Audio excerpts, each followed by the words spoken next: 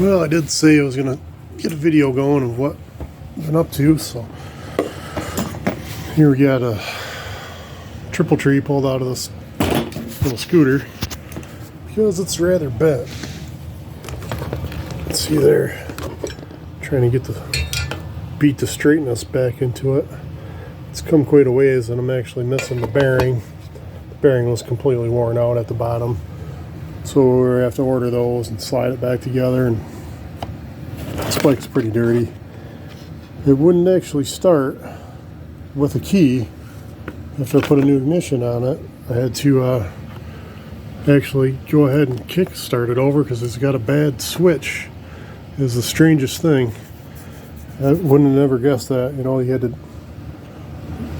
safety switch, I think, or the kill switch. Something is overriding the starter. It'll actually turn over like crazy, but it won't go. It's cutting the spark out. So that's a weird one to look out for. It's something strange if you get a bike that's probably this dirty and corroded, and probably just a lot of corrosion.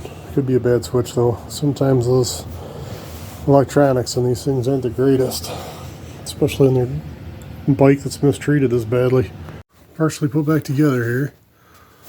All that body's missing back there. All the side panels, all of them. We got that part. We got the steering. She is pretty bondoed. This I just got it tacked together here until I get the parts.